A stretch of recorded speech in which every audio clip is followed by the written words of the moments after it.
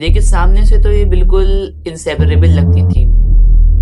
यानी अगर हम ये कहें कि इन तीनों में से अगर कोई ग्रुप का कोई एक भी बंदा नहीं होता था तो दूसरे की कॉफ़ी भी इनकम्प्लीट लगती थी, तो गलत नहीं होगा।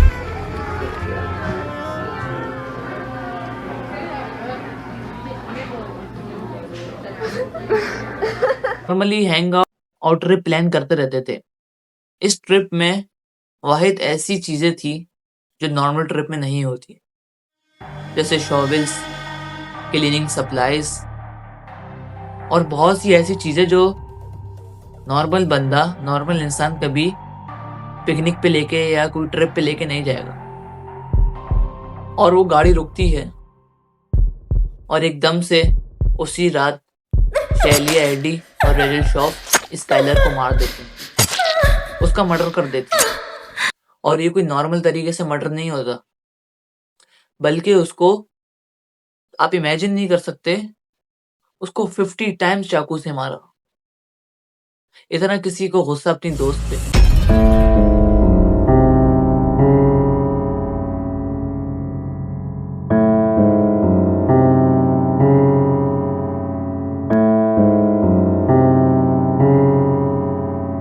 कभी आपने सोचा है कि 3 दोस्त जो एक दूसरे के बिना स्कूल का एक मोमेंट भी इमेजिन नहीं कर सकती थी, वो अचानक से लाइफ में एक ऐसा डिसीजन ले लेंगी जिससे उनकी दोस्ती, हंसी मजाक, लेट नाइट टेक्स्ट सब खत्म हो जाएगा, सिर्फ एक जेलसी और डिसीजन की वजह से। आज हम एक ऐसे ही केस की बात करने वाले हैं, एक ऐसा केस जिसने सिर्फ अमेरिका को नहीं बल्कि पूरी दुनिया को शॉक में डाल दिया। ये केस है स्काइलर नीस का, एक bright and full of dream girl और उसकी 2 सबसे closest friend, Shelia Eddie and Rachel shop. देखिए, सामने से तो ये बिल्कुल इंसेपरेबल लगती थी। यानी अगर हम ये कहें कि इन तीनों में से अगर कोई ग्रुप का कोई एक भी बंदा नहीं होता था तो दूसरे की कॉफ़ी भी इनकम्प्लीट लगती थी, तो गलत नहीं होगा।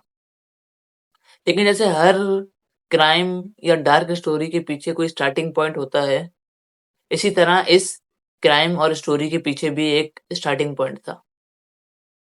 वो हम आगे जाके डिस्कस करेंगे। 6 जुलाई 2012 एक खाली रोड पे एक ही गाड़ी नजर आती है और वो जाके बॉर्डर के करीब जंगल में रुक जाती है और उसमें 3 लोग थे, शेलिया एडी, स्काइलर नीस और रेचल शॉप।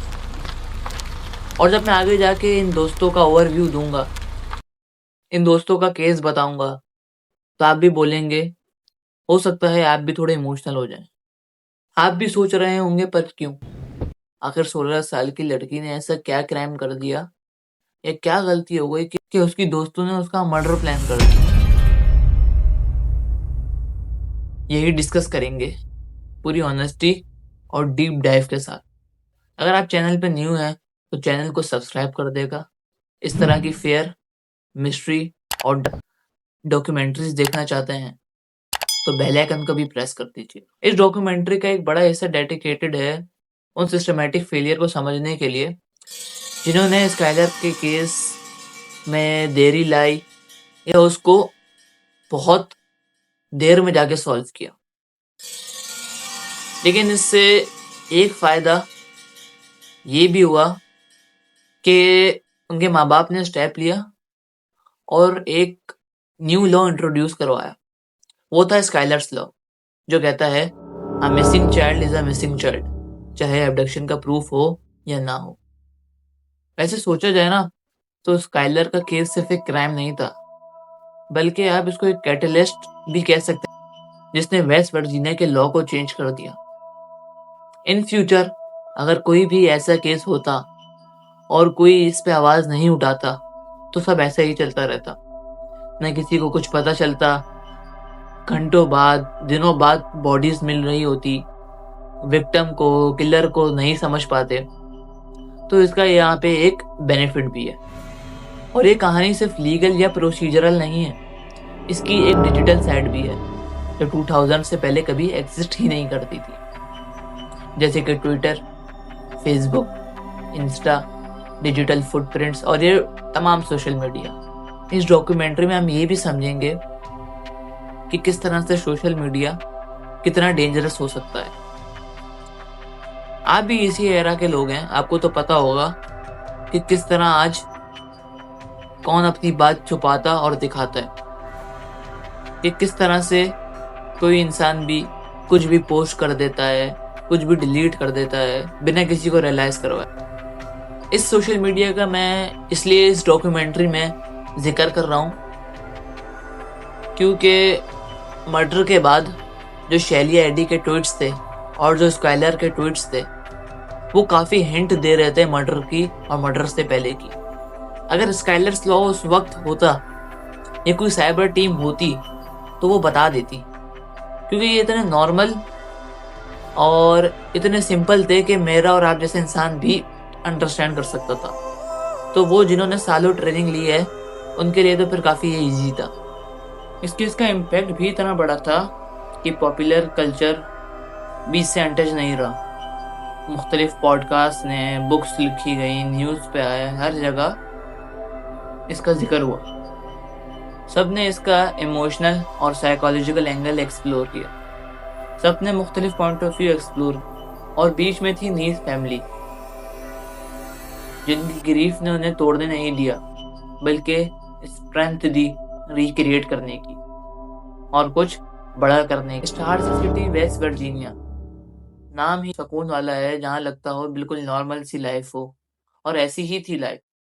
अपने काम से काम रखते थे सब, नॉर्मल रूटीन जैसे चल रही होती है वैसे चल रही थी। और इसी क्वाइट सी दुनिया में उन तीनों की दोस्ती हो जाती है। ये चैप्टर उनकी ही कहानी है, जो रिश्ते बनते भी हैं और टूट भी जाते हैं और कभी कभी जान भी ले लेते हैं। सबसे पहले बात करते हैं स्काइलर की। अगर कोई कहे कि स्काइलर अपने ग्रुप की सबसे सनशाइन थी तो गलत नहीं होगा। स्काइलर नीस 10 Feb 1996 Morgan town West Virginia में पैदा और इतनी ऑनर स्टूडेंट थी और इतनी मेहनती स्टूडेंट थी के साथ साथ वो वेंडीज में जॉब भी करती थी पार्ट टाइम। उसके पेरेंट डेव एंड मैरी नीस एक हार्ड वर्किंग और मिडिल क्लास फैमिली से बिलोंग करते थे। और सबसे बड़ी बात और इम्पोर्टेंट बात और इमोशनल बात, वो इन तीनों को बिल्कुल क्लोज रखती थी, यानी वो मिडिल मैन थी, मिडिल गर्ल थी। अगर शैलिया नाराज हो जाती रेचल से तो वो बीच में रख के तीनों के बॉन्ड को मजबूत रखती थी। यानी शैलिया और रेचल ये भी स्काइलर की वजह से इतने क्लोज हुए थे। अब एंट्री होती है शैलिया की। 28 सितंबर 1995 वेस्ट वर्जीनिया में पैदा हुई। लेकिन शैलिया की जो लाइफ थी ना वो स्काइलर जैसी स्टेबल नहीं थी। उसका ट्रॉमेटिक ब्रेन इंजरी, उसकी माँ बाप की डिवोर्स और एक्सीडेंट, ये सब उसके बचपन में ही हो गया था। यानी उसकी जो लाइफ अनस्टेबल थी वो बचपन से ही थी। और एक ये भी बड़ा रीजन है मर्डर की स्टोरी। फिर वो स्काइलर से दी शेख नाम के एक प्रोग्राम में 8 साल की उम्र में मिली और स्काइलर के माँ बाप ने शैलिया को बिल्कुल अपनी बेटी जैसे ट्रीट किया। यानी कोई फर्क ही नहीं होने दिया कि ये किसी और की बेटी है और हमारे घर आई हुई है। उसको हर चीज़ प्रोवाइड करते। और समटाइम्स तो डेव बोलता था कि ही कम आवर हाउस, जैसे वो यहाँ रहती हो। इमेजिन करो इस तरह से उसको बड़ा किया। यानी बिल्कुल शैलिया के अपने पेरेंट्स के साथ साथ स्काइलर के पेरेंट्स ने भी बड़ा रोल प्ले किया उनको उसको बड़ा करने। और अब बात करते हैं ट्रियो के तीसरे ट्रायंगल की। रेचल शॉफ 10 जून 1996 वेस्ट वर्जीनिया में पैदा। और रेचल का नेचर बिल्कुल मुख्तलिफ था इन दोनों से। वो बिल्कुल क्वाइट थी, शर्मीली टाइप की थी और चुपचाप बैठ के सुनती रहती थी। इस केस में हम जब आगे जाएंगे तो जब उसका कोर्ट प्रोसीजर होगा तो उसमें भी वो बिल्कुल चुप थी। और क्लास में बैठ के भी जब मर्डर की प्लानिंग चल रही थी मंथ्स में तो भी वो चुपचाप सुनती रहती थी। यानी एक तरह से शैलिया ही मेन कैरेक्टर कह सकते हैं। रेचल ने भी इसमें अपना किरदार अदा किया है, लेकिन बिल्कुल शाय और चुपचाप टाइप की गर्ल थी। फिर सब कुछ नॉर्मल जिंदगी की तरह परफेक्ट चल रहा था। फिर अचानक स्काइलर को लगा कि इन दोनों में कुछ इमोशनली चल रहा है, मे बी समथिंग रोमांटिक और समथिंग एल्स। और स्काइलर के में 2012 के ट्वीट्स जैसे you are a two faced bitch, too bad my friends are having lives without me, या ये वो स्टार्टिंग पॉइंट था या वो बिगिनिंग थी जिससे इसको ये लगने लग गया कि ये इसको साइड लाइन कर रहा है इमोशनली भी और फिजिकली भी। क्लासमेट्स ने भी नोटिस किया कि अब ये वो बॉन्ड नहीं रहा तीनों में। क्लास में भी लड़ाई होने लग जाती थी और रेचल चुपचाप सब ऑब्जर्व और सुनती रहती थी। ये दो लड़ रहे होते थे और ये चुप करके सुन रही होती। इस स्टोरी का मेन कैरेक्टर सिर्फ ये तीन नहीं है, उसके पेरेंट्स स्काइलर के, जिनने आप इमेजिन नहीं कर सकते, जिनने कुछ भी गुनाह नहीं किया, जिनने कुछ क्राइम नहीं किया और उनकी बेटी भी चली गई और उन लोगों ने मर्डर किया जिसको उन्होंने अपने हाथों से बड़ा किया।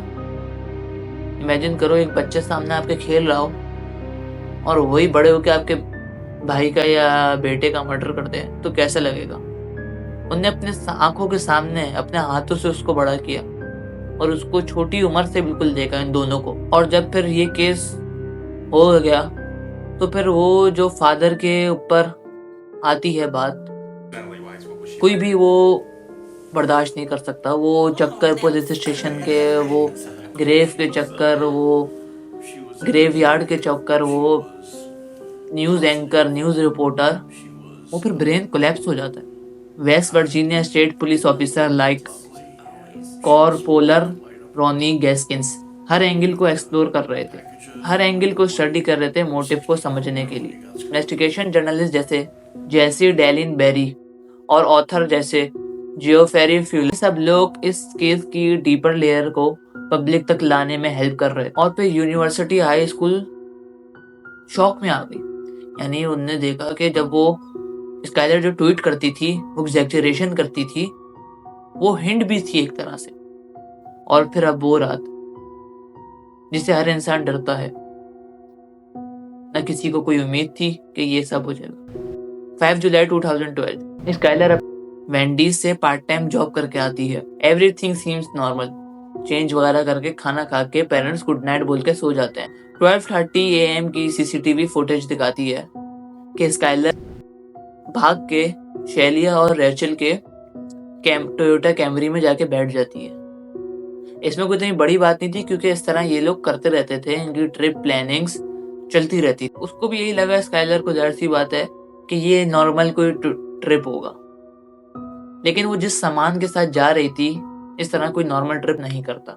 वो गाड़ी ब्रेव पेंसिल्वानिया के वुड में जाके रुकती है। वो प्लेस थी जो ये तीनों बहुत अच्छी तरीके से जानते थे। और जब गाड़ी रुकती है तो वो तीनों प्रिटेंड करते हैं जैसे मैरी जोआना फायर करने वाले, और वो लैटर के लिए जैसी स्काइलर नीचे झुकती है और फिर दोनों काउंट करती हैं 1 2 3, और शेलिया और रेचल दोनों स्काइलर को चाकू से मारने लग जाती हैं, और वो भी 50 टाइम्स। Not imaginable. कोई इमेजिन भी नहीं कर सकता कि कोई अपनी इतनी दोस्त को 50 बार छुरियों से मारता रहे। मतलब ऐसा क्या गुस्सा है, कैसा क्या एंगर था कि जो आउट ऑफ कंट्रोल हो गया। फिर जब वो फिनिश हो जाते हैं तो बरियल अटेम्प्ट फेल हो जाती है क्योंकि ग्राउंड जो है उस तरफ का बहुत रॉकी था। तो वो उससे कवर कर देते हैं ब्रांचेस से। वो ब्रांचेस से कवर कर देते हैं और वो अपने कैमरे में बैठ के निकल जाते हैं। लेकिन इतने डिले गए, उन लोगों ने इतना डिले किया है, ऑफिसर और इन्वेस्टिगेशन और मिसिंग पर्सन प्रोटोकॉल वालों ने और एम्बर अलर्ट क्राइटेरियन है कि वो मिली ही नहीं। उसको ढूंढने के लिए रेचल का खुद सरेंडर करना पड़ा, जब जाके वो इनको क्लू वगैरह मिला। शेलिया का पेरोल भी रिजेक्ट हो गया 2 बार। अब 2026 में उसकी वापस ट्राई, जबकि 2028 तक रेचल का है ही नहीं। और फिर इन्वेस्टिगेटर्स को इस तरह पता चला कि रेचल ने खुद सरेंडर कर दिया। उसने हाथ दबा के मुंह पे बोला कि हमने उसको मारा छुरियों से, हमने उसको मारा नाइफ से, वी स्टैब्ड हर। और वो सेंटेंस बोला और पूरे रूम में साइलेंस, बिल्कुल डेड साइलेंट हो गई थी।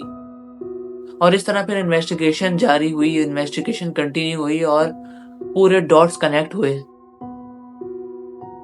इससे ये फायदा तो हुआ स्काइलर्स लॉ आया, लेकिन एक पेरेंट की बेटी चली गई, उससे बड़ा कुछ नहीं हो सकता। तो ये थी आज की डॉक्यूमेंट्री। कमिंग डाउन करेगा नेक्स्ट टॉपिक डॉक्यूमेंट्री के लिए। सिर्फ क्राइम नहीं बल्कि मिस्ट्री, फेयर टाइप की भी स्टोरीज हम कवर करेंगे।